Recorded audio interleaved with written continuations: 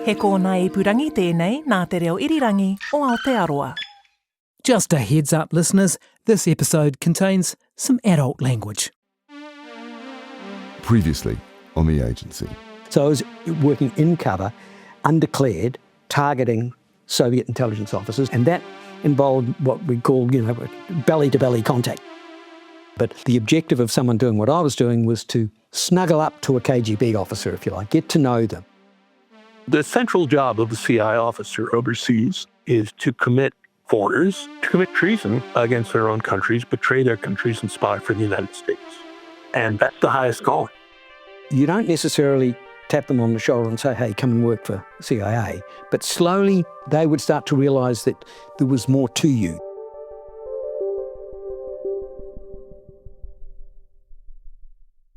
And when it comes to the Philippines, I was there in the lead up to the revolution. This is New Zealander Kit Bennett. He was in Manila under non-official cover for CIA. That's right, he is what we call a knock. So, to an outsider, he's a businessman who sells sheepskin coats. In fact, he's with CIA on secondment from the SIS. But either way, he's got a bit more than he bargained for by arriving in the middle of some serious political upheaval. Ironically, the first big Labang demonstration was a massive demonstration, the start of the revolution. It was me that got the first information about it because my agency contact, I said, hey, to him, do you know about in a fortnight's time there's going to be a massive demonstration? No, I said, well, my understanding is going to be big. And I got that from the concierge at the hotel I stayed at because I was at that hotel a lot and I got quite friendly with her and, just on and we used to chat and sometimes she'd have a cup of coffee with me around in the breakfast room and she was telling me about things that were changing. But that was when Ninoy Aquino was assassinated. Opposition leader Ninoy Aquino was assassinated in August of 1983 at Manila Airport by members of the Filipino army. And a week after he was assassinated, I came back into the country and got off at gate, whatever it was, right where he was shot. And someone pointed out to me, this is where they shot Aquino a couple of weeks ago. I said, oh, great. Then the revolution brewed after I had pretty much finished them, but it was really, really hot. For Kit Bennett, working in Manila was a bit different to picking up the trail of the KGB in Karori. And I was somewhere in town where I shouldn't have been, driving, and I got stopped by the police. And look, as I wound down the window, which would have been like that, he pointed a gun at me. The cop pointed a gun at me, said, what are you doing here? The bizarre things, I looked at the gun and I thought, 38 special, 3-inch barrel, needs a fucking good clean and should be re-blued. And I'm thinking, this guy's pointing a gun at me and I'm deciding, oh, God, I'm an idiot. Anyway, he didn't seem he really wasn't too concerned. I thought, God, I'm a foreigner, I shouldn't be here. I think he was more interested in looking for Filipinos, members of the Labang movement, rather than me. But shit, only me and my laundryman will know how frightened I really was.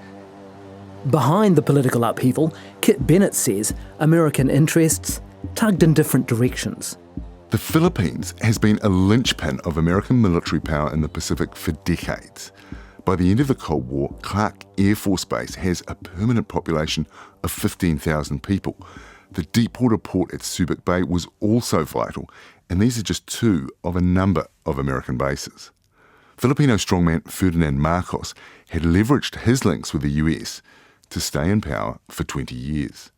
The agency, as I understood it, the guys that I was dealing with sort of were quite pleased to see, they were keen to see Marcos gone, because he was a dictator and that some of the people around him, like General Fabian Ver. General Fabian Ver was Marcos's chief of staff and widely assumed to have masterminded the assassination of Ninoy Aquino as he'd arrived at Manila Airport. These were not nice people. These are not blokes you'd have home for a beer. Marcos, not so much, but some of the people around him were pretty bad. The agency sort of thought this would be a good thing to clean out the Philippines and get the democracy back on its feet.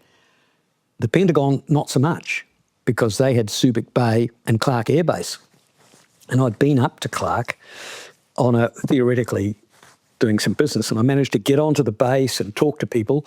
Of course, the Soviets were fascinated that I was able to go and do that. And I didn't do that through CIA. I did that independent of the agency as a business person, and got on there. I can't even remember what I was trying to sell. I was going to say you're flogging sheepskins. No, I wasn't flogging sheepskins. I was flogging some imaginary item. So that was interesting. And I did the same at Subic Bay. So I did that. But as the revolution was approaching, there was this position where the Pentagon, they didn't want to upset it too much. They wanted to keep the status quo, so they didn't lose their bases. But the agency was on the... Anyway, that was not what I was interested in. I was targeting Soviets. And the Soviets, with generations of experience of secret police and foreign intelligence work built on a culture of brutally patriotic collectivism, were the hardest of hard targets. From Bird of Paradise and RNZ, this is The Agency. I'm John Daniel. And I'm Guy Espiner, and this is episode 3, Guerrilla in Manila.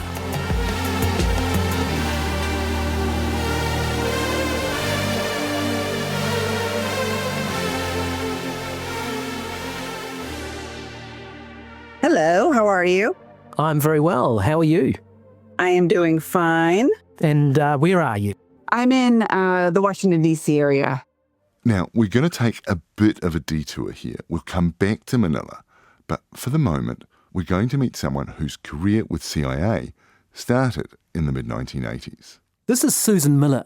She retired from CIA in 2024 after 39 years, having worked as a case officer and chief of station all over the world against hard targets like Iran and China. She'd rise to be head of counterintelligence at the agency. Yeah, Susan Miller is going to give us some great insights about how things work at the highest levels of CIA. But that strong CV started from quite humble beginnings. So yeah, I was back in the day, print journalism major at California Polytechnic. That's right. Susan Miller studied to be a journalist, and as she comes to the end of her studies, she's looking for a job.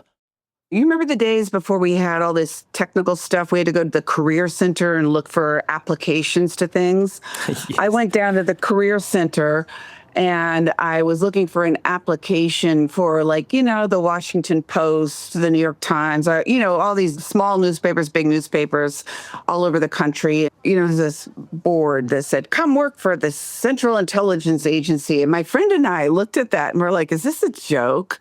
And kind of looking around as everybody's looking at us. And so we both grabbed one of these and I'm like, let's just send it in for a lark, and let's see what happens. Anyway, long story short, a few months later, Susan Miller's moved on from a career in journalism. And then because most of us were going to be going, apparently, to Central America or South America because of Contras and stuff like that, they made us go through a 3-month paramilitary course. Oh, so you're learning how to fire Uzis and submachine guns and things at that point, are you? Or Uzis, submachine guns, shoulder-launched rockets. We had to learn air ops. But Susan Miller has made it clear to her superiors that she wants to work in one area in particular, the same area as Kit Bennett's. I wanted to work the Soviet target. When she began in the mid-1980s, the Soviet Union was the number one priority. Susan Miller says at that time, every American embassy, even here in New Zealand, had a Soviet branch. What we did have is a Soviet branch in every single embassy, both on the State Department side as well as the agency side, in every single place, because we were so worried about the Soviets and their influence abroad and what they were doing here and what they were doing there. But CIA wasn't just playing defense. And it was also places, that's where we would actually recruit agents working for us, meaning sources from embassies that we would cultivate, find out, are you pro-American? Do you love the Soviet Union? Do you want money? Do you like this? Do you like that? Do you have any kind of flaws that we can work with? And so that's what we would do abroad. And so my first tour was not one of those. My first tour was Moscow, USSR. So we'll hear a lot more from Susan Miller over the course of this series. That tour in Moscow is going to dovetail with an aspect of Kit Bennett's story, but we'll get to that. For now, there's a more recent aspect of her story that brings us right up close to America's return to using targeted strikes on powerful people. And to President Trump's war on Iran. Susan Miller spoke with us before the US and Israel attacked Iran in February 2026, but she has a story that tells us a lot about how that will have played out. Susan Miller is going to give us an insider's view of the 2019 assassination of the second most powerful man in Iran, Qasem Soleimani.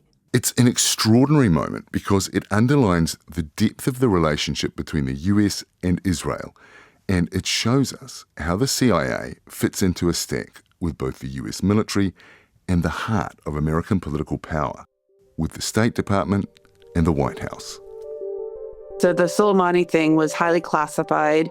We were working it with the Israelis.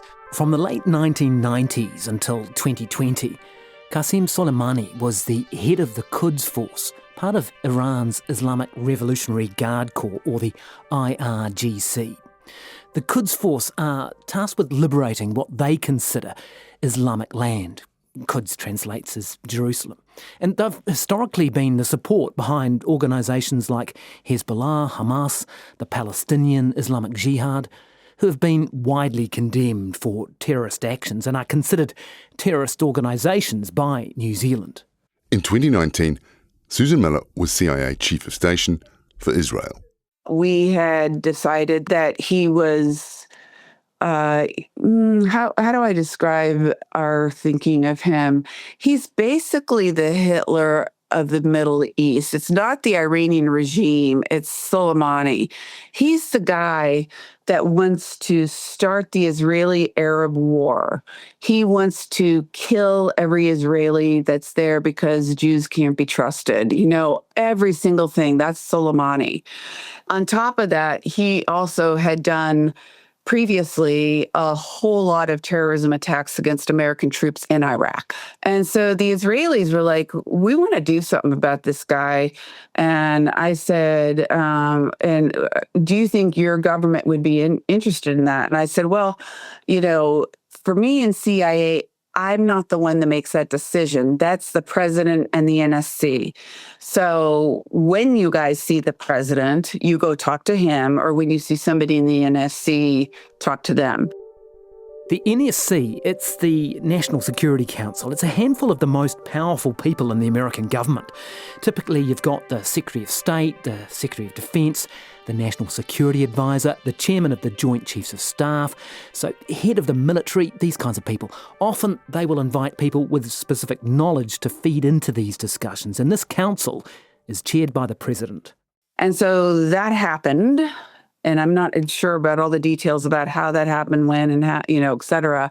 We did have an ambassador at the time who was a very close friend of President Trump. Really nice guy, though, unlike Trump. Put a pin in that. We'll definitely come back to Susan Miller's dealings with President Trump because she's now basically in open conflict with him.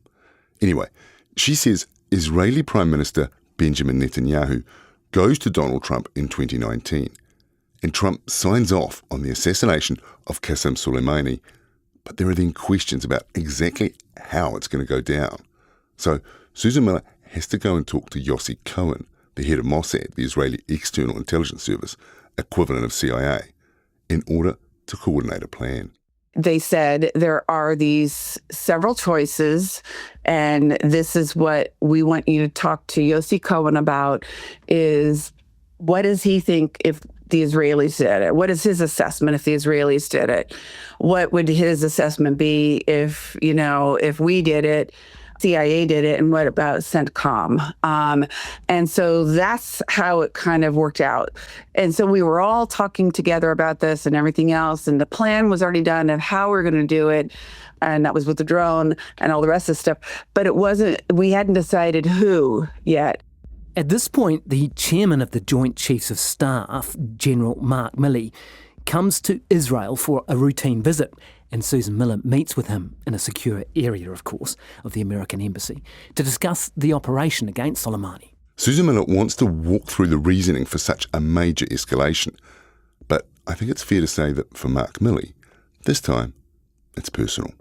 we were talking about this, and I said, hey, General Milley, I know we're going to be going after Soleimani, and we're still trying to figure out who's going to do it, and blah, blah, blah. And I said, but I just want to know, assassinating somebody like bin Laden is a big deal. And Soleimani, in my opinion, is, seems like, to be the right kind of target. But I want to know your opinion, because you had troops on the ground. You had this, you had that. What do you think? And he says, Susan, I can't hear out of my fucking right ear because of that guy. Broadside bomb went off. We're going for him.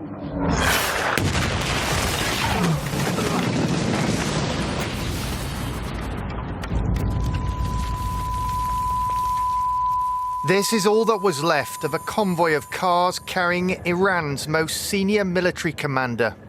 His killing by the United States will shake the Middle East to the core. Qasem Soleimani was head of the elite Quds force of the Iranian Revolutionary Guard. This is from BBC News on January the 3rd, 2020. Several missiles, launched from a US Reaper drone, hit a convoy of cars carrying Soleimani just outside Baghdad airport in Iraq. 10 other people in the same convoy were also killed.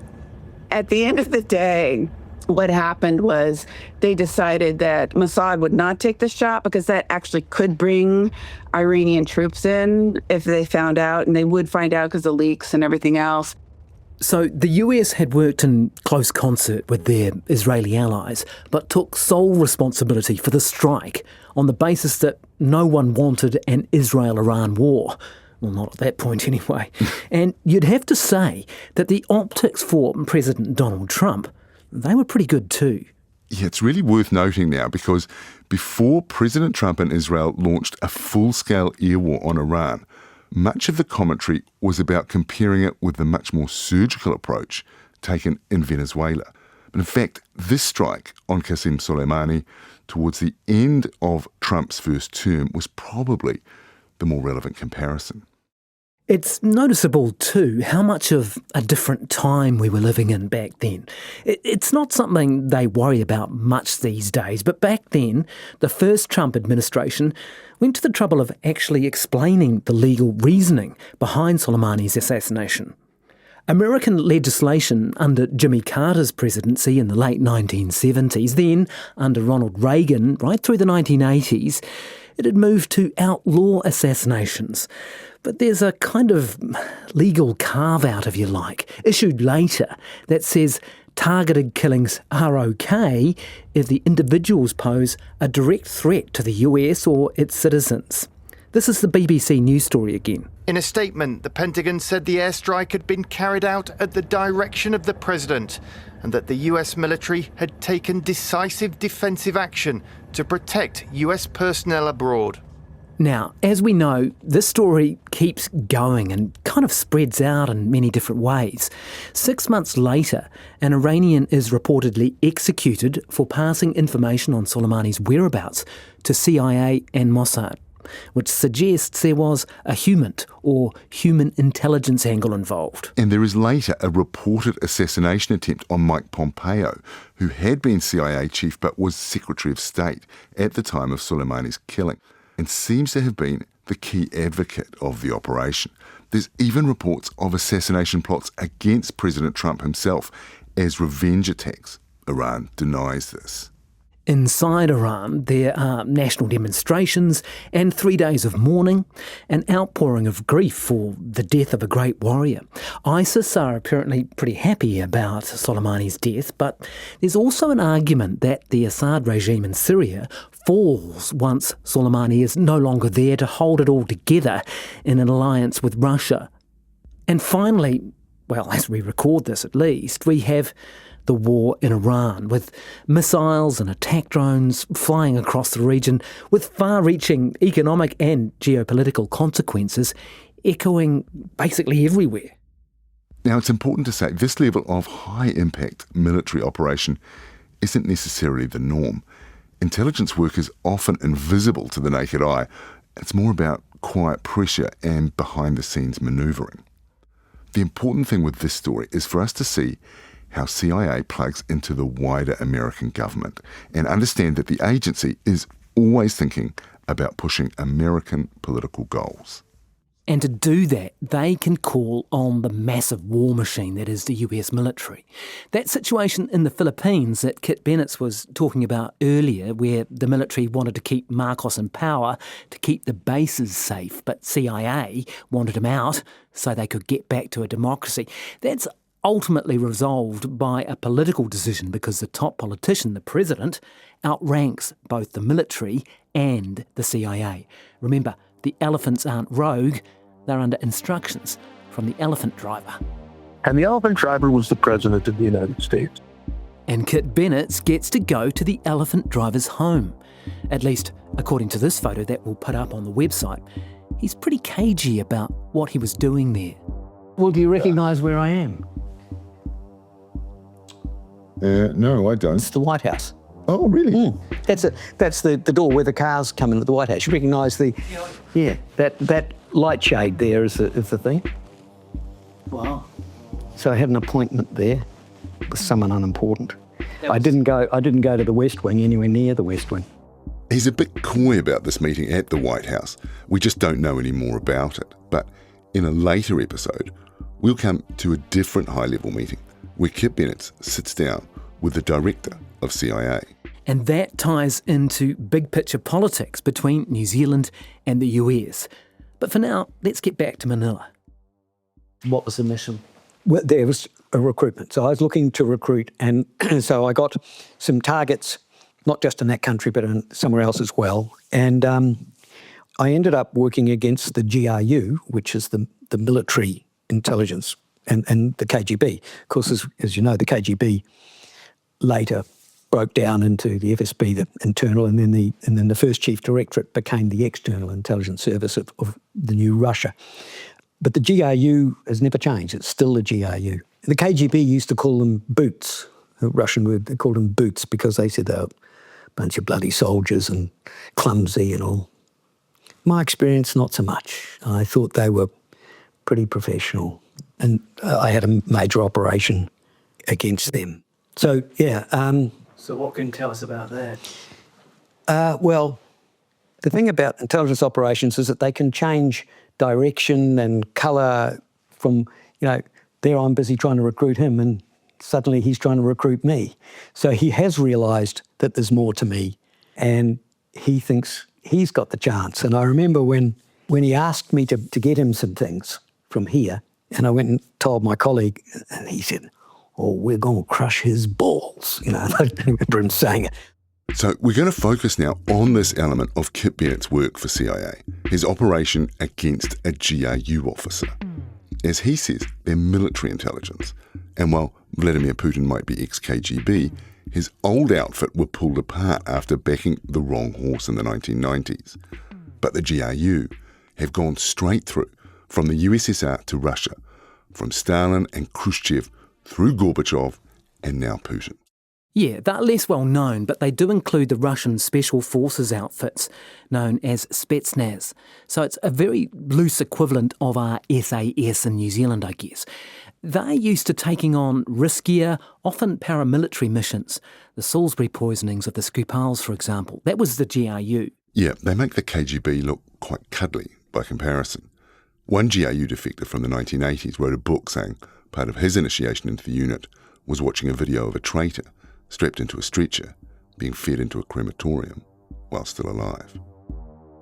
So you when you go in to meet him in Manila, you already know that he is GRU, and you got the introduction already from your friend at the Soviet embassy in Wellington, the KGB guy. And so you go in to meet him in what, a bar or something? Or No, I made an appointment to go out and see him out in his office. And using the introduction, and so I went out there, I took a cab out there, and we took a risk. Now, Kit Bennett is saying we here because he's working with his CIA handler, who he meets in the Philippines, and while it doesn't sound like much, the cab is a risk that comes off.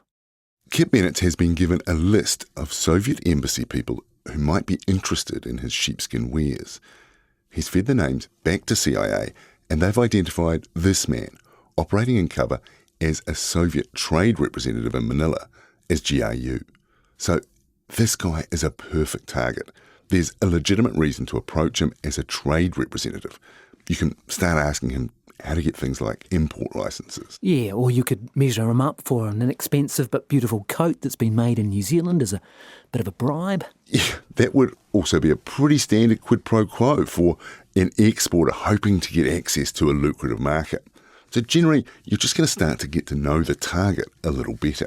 Then, after this fruitful meeting, the favour is returned. They've met in this industrial zone on the edge of Manila.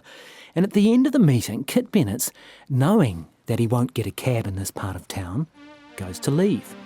So what I did was I said to him, look, can you call me a cab? And he said, no, they don't do that here. You've got to hail a cab. And I said, I'll hail a cab. He said, not many cabs out here. It was, he said, but look, I've got to go into Makati, so I'll give you a drive in, which was exactly what we wanted to happen. So suddenly then, from this meeting, which was relatively formal, what I was doing, but I can maybe do these sheepskin coats, to driving into Makati, you develop a different kind of friendship, and that was really powerful. But that was it, the start of our friendly lying to each other. Yeah.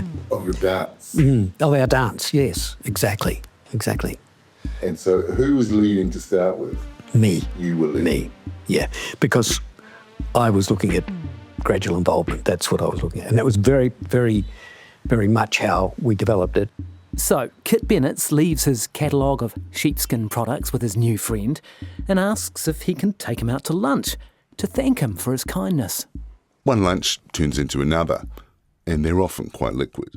Well, the Russians are known to enjoy a cool drink on a hot day.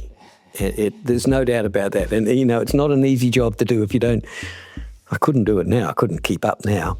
Not sure I kept up much then. So the plan is to get close to his Russian target and gain his trust. Then get him a little loose and find out if he's open to an advance from Western intelligence.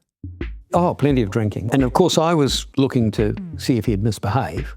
Kit Bennett says he wasn't looking to use blackmail, just to find out whether his target was prepared to live dangerously. All I was trying to find out is, would he misbehave?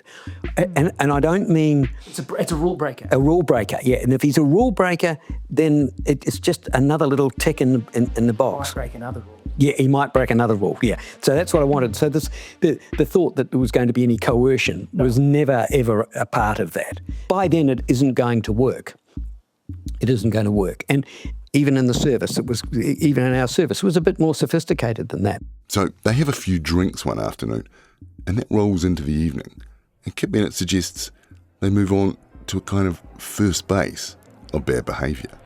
The Playboy Club we thought we'd get away with, because the Playboy Club is sophisticated, isn't it? There's no stripping, no naked women, and there were great shows and things like that. And I wanted to, that wouldn't even count as breaking the rules for us. If he can get his man to first base, he'll try to move to second base. And Kit Bennett says there were quite a lot of options in those days, particularly near the military bases, establishments that offered different services to the Playboy Club. Yeah, by all accounts, things could get quite raw on the adult entertainment circuit in early 1980s Manila. And that's pretty tame. The Playboy Club was tame. Oh yeah, that's tame. But the GRU operative isn't interested in even getting to first base. He certainly enjoys a drink, but he says he's a family man, and the authorities would know if he was to get into anything too spicy. But this other place that I cased out for purely professional reasons, that was naughty. That would have been over the line, yeah. And he made that quite clear to me, and I don't think I pushed beyond that. Kit Bennett says over time he became close with his target. And I think we both genuinely liked each other. We did. In fact, the two men, both in their early 30s and drawn to the adventure of espionage work, enjoying a drink and a chat in good company, have quite a lot in common. And Kit Bennett finds himself belly to belly with his opposition, literally. It's interesting, the difference between our cultures, certainly then rather than now, where, I didn't hug my father until he was an old man because we used to shake hands, how are you, son, and that sort of thing. But the Russians, of course, have a totally different culture. So with the guy I was working with, working guests, we started off, shaking hands, how do you do, and then it went to shaking hands with both hands, and then the hugs and all that sort of thing. And, Do you want to give him a name? Can you give him a name? I mean, it doesn't have to be his name, but I mean, let's hear about him in a more personal, intimate way if you can. Okay, well, let's call him Vladimir for the want of a name that's not his name, and I met his wife. I knew his wife. We had lunch together, and we met. And I'd be in that country for a couple of weeks, and I'd maybe see him. I'd go up and down, and I'd see him maybe twice. And of course, I had to build up covers of what I was doing. Not just sheepskin coats was just a favour I was doing. I was in office equipment. I was in all sorts of stuff, all completely made up. But so he doesn't. At no point does he realise that you're CIA. No. But my objective initially with him was to develop the relationship, the recruitment, what's called recruitment by gradual involvement, where he slowly gets to realise that there's a little more to me, and he basically recruits himself. Now, you get to a point where sometimes you have to do something, and basically I might do it myself, and in my case I didn't. I'd piggyback someone in who would do the pitch, which is, hey, Vladimir, have I got a deal for you? So what's really happening here is Kit Bennett is trying to get close enough to Vladimir to understand him, to see the points where pressure might be applied. Remember, the aim of this whole operation is to get Vladimir ready for an approach from a CIA officer specialised in recruitment, who knows the buttons to push and who has the authority to push them. And the classic acronym for the pressure points is MICE, isn't it? M-I-C-E. So M stands for money, just paying someone off, although that might be linked up with ultimately coming across to the West so they can spend it safely. The I is for ideology, so this is appealing to their conscience. The C is for coercion, so that could be through compromise or blackmail. And the E is for ego, so you're targeting people who might have very high opinions of themselves, and you can flatter them and get in like that. Yeah, although, as Kit Bennett was saying earlier, something like coercion or blackmail might be quite a blunt instrument. You don't know how that will play out over time, right? Yeah, it might work as a one-off, but it's quite a risk to think that someone will keep doing what you want them to against their own will. That's right. Appealing to a target's loyalty will always be a smart way of making them think they're doing the right thing, so they can carry on in good conscience rather than feeling guilty all the time. And if the recruiter was able to convince a target to keep working on the inside, that could mean access to some very precious material.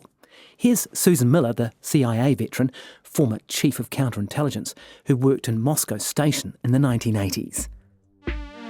So what happens is, these people are recruited abroad, and then the ones that we think have the temperament come and work when they return to Moscow, they will work with us inside. And the temperament means we had to do what's called impersonal operations. Once in a while, we would meet them in person in Moscow. But most of the time, we would do things like dead drops, like you see in the movies. Any Westerner in Moscow during the Cold War would have been under permanent KGB surveillance, so any intelligence officer meeting an agent, that would have been very risky. We never carried guns, by the way, in Moscow or anything like that. Overseas, the only place I ever carried a gun was Israel, but not because of the Israelis, because we would go into Palestine sometimes. But we didn't have guns or anything like that. But what we would do is one of these, people that we decided, let's say, was recruited in Mexico City, that he had the right temperament to work inside Moscow. We would train him on how to do things. We'd give him some sites that he could use. These sites, probably somewhere like a public park, where anybody can legitimately walk and then stop or sit down for a moment. These would be used for dead drops, as opposed to a live drop where objects would be handed off face to face. And at these sites, small objects hidden in plain sight could contain secret messages. If we wanted to communicate with them, we would put something that looked like a rock or looked like, a log or something like that. And then they would pick it up, and that's how they would communicate with us. The messages passed through these dead drops would be used to extract vital information. And we also have a list of the requirements. Like if you're in the military, what are your war plans? What are this? What are that? If you're in the KGB, what is this, this, and this? Or if you're in the Ministry of Foreign Affairs, what is this, this, and this? So that's what we would do.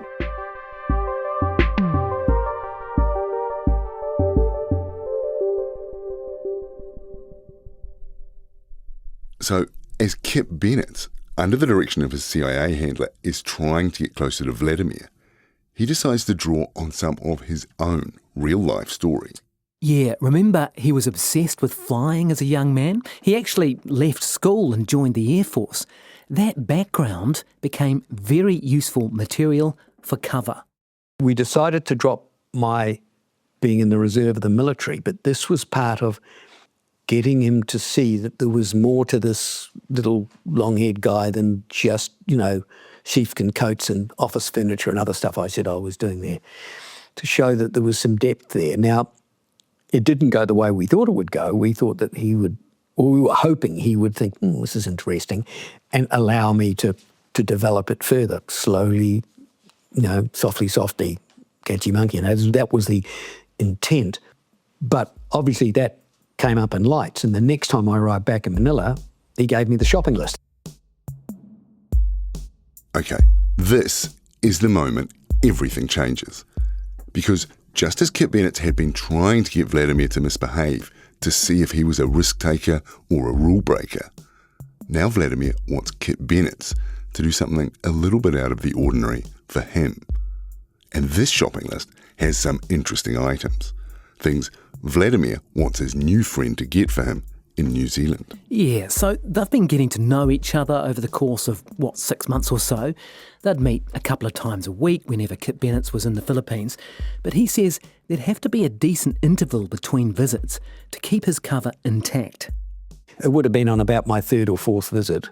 Yeah, what we were doing was progressing well. This gave us a bit of a surprise when he turned the tables. And he didn't do it clumsily. He did it well, but it was pretty clumsy, really. And as I think I've mentioned, there was this indication I must be pretty naive if some guy says, can you get me some undersea charts and you can get them from this place.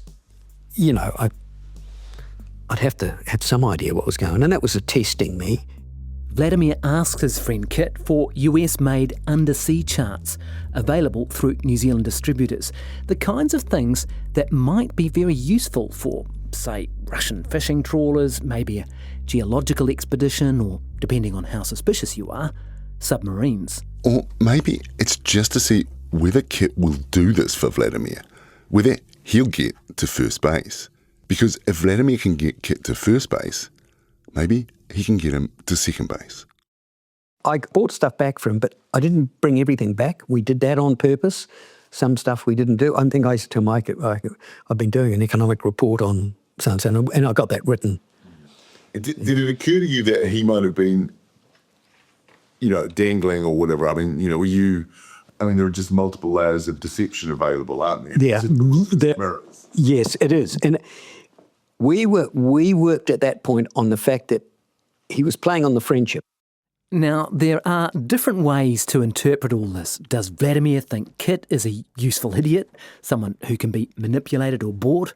Or does he think there's more going on here, that he might be some sort of spy, and so he's just feeling him out to see what happens next? Either way, the stakes have just been raised, and they start to get into an area of technology that would be of enormous use to the Soviet military.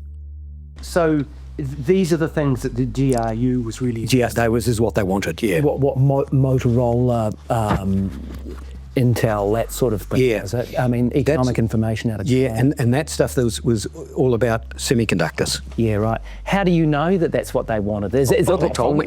Yeah, that's the shopping list. Okay. And the Americans were just so wanted to cry. As I said, he said, crush his balls, when he turned the tables. So having already established that he had previously spent time in the Air Force, Kip Bennett is going to take it up another notch. Because by then it was clear he was trying to recruit me. And so, I made myself more windswept and interesting. This would involve the Royal New Zealand Air Force itself, Kit Bennett's would travel to Oaxaca Air Base, go up in a plane, get photographed standing next to an A4 Skyhawk, all to flesh out this role of him as a territorial pilot, a plausible part-timer in his old Air Force job. So we then came up with a very elaborate scheme, and it involved me being on an evaluation team in New Zealand to buy the F-16. Now, so we're talking about the late 80s, and it was the Spitfire of the 80s, and it's still a hugely valuable aeroplane. The New Zealand Air Force would eventually get quite close to buying F-16s a few years later. But at the time, this idea of an official group assessing whether or not to purchase F-16s is totally made up for the benefit of the CIA operation against the GRU. Remember, the GRU are military intelligence, and it's worth noting that the F-16 is still very much in use today by the US and Allied Air Forces, so information about it would be treasure for any opponents. The Russians, the GRU in particular, but both the KGB and the GRU, were interested hugely in two things, and the Americans were right onto this. So we needed to try and do something about it. They were after technology on semiconductors. Nothing's changed, so, computer chips. They were particularly interested in anything that Texas Instruments were doing and Motorola were doing, because they were the lead people 40 years ago. It's a bit different now, but that's stuff they're still after. And the other thing that they were interested in was guidance systems for all sorts of rocketry, whether it was aircraft-based or cruise missiles, those sorts of. It's the very birth of that sort of technology. So we were there. We were trying to prevent them from getting that information. Rather than just trying to stop that information from getting stolen, CIA have decided to run an operation around what's known as dead-end technology. Technical information that looks viable, that appears even to scientists to be something that might work, until you waste a lot of time building it and find out it doesn't work. This wasn't necessarily new as a concept, but it was effective because the Soviets by the 1980s were really struggling to keep up with the technical advances. So they were stealing technology wholesale from the West in a vast operation run by their intelligence services. Basically, you let them think they're recruiting you and you pass information to them, which then goes back to the Soviet Union, and they work on this technology, and it just takes them down a hole. It's dead end, takes them somewhere, and they've then spent 6 months, 8 months, all the technical people working on this, and it takes them nowhere. So what you're doing is basically delaying and slowing them up and that sort of thing. And some of that was very successful. For example, in the Russian space shuttle, and this is information that's publicly available, and they didn't, I don't think it ever flew, did it, the Russian space shuttle? The Russian space shuttle, the Buran, flew just once in November 1988 after swallowing an enormous amount of time, money and scientific expertise. The Soviets had made great strides initially by just copying the American space shuttle program. Then the bad science was passed on to them. They were working on one that was based on technology that had been rejected by Boeing. And they'd worked on, and that was the technology they were introducing there, and that had gone as a dead-end technology. So this is the plan that's put together by CIA over months. Kit Bennett isn't just doing this on the fly. The information is going back to Langley, being pored over and discussed, perhaps not at the highest levels, but pretty high up. And it's no doubt being taken very seriously before it gets signed off. And all of this information would be coming to Kit Bennett through his handler, who he'd meet on site in whatever country he was operating in. Yeah, because he wasn't just running this operation in Manila. He was working in a number of cities across Southeast Asia. So, I'd arrive in the city, and this isn't in any city that I was working in, and there would be an arrangement, generally a little bit spy, where there'd be a message for me saying, something about, we'll settle, you settle the invoice, or can you do such and such? And in there would be an indication of where we were going to meet.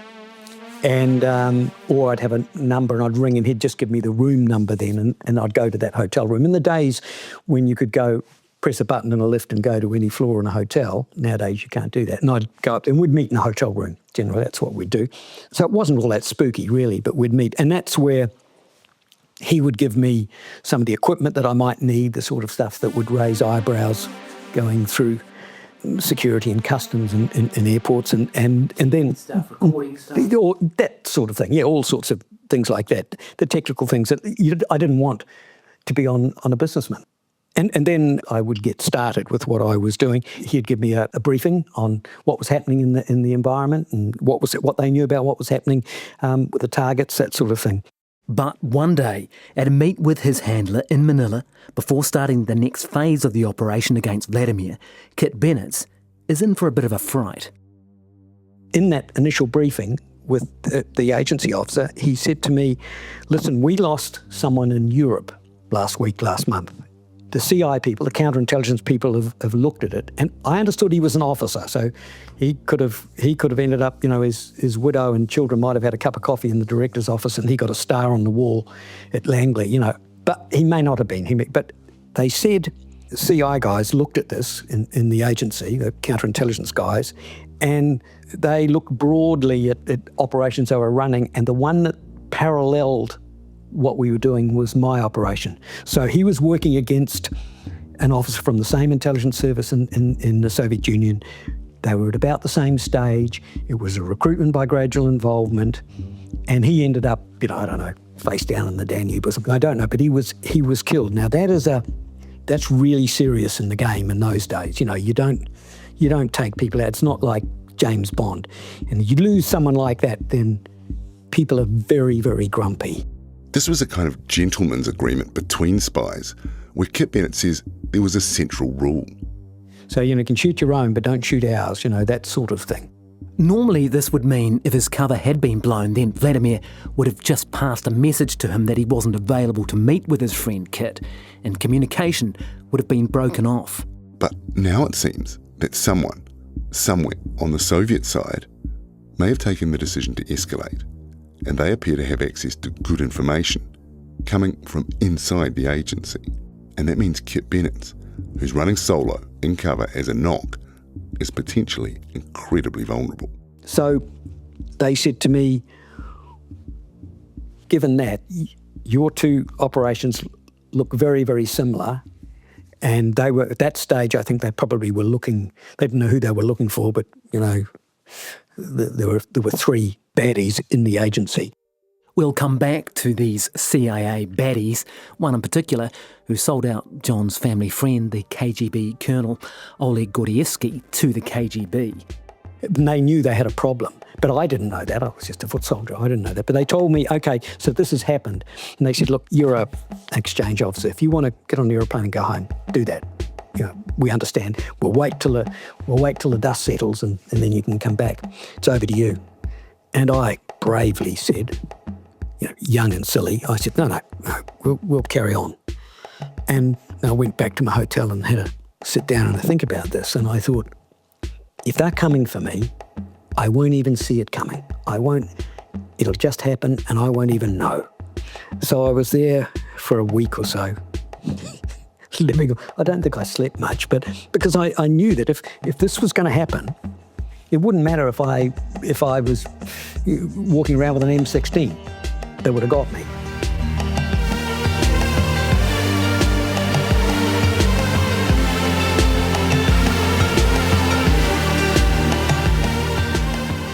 The Agency was produced, written and hosted by John Daniel and me, Guy Espinham.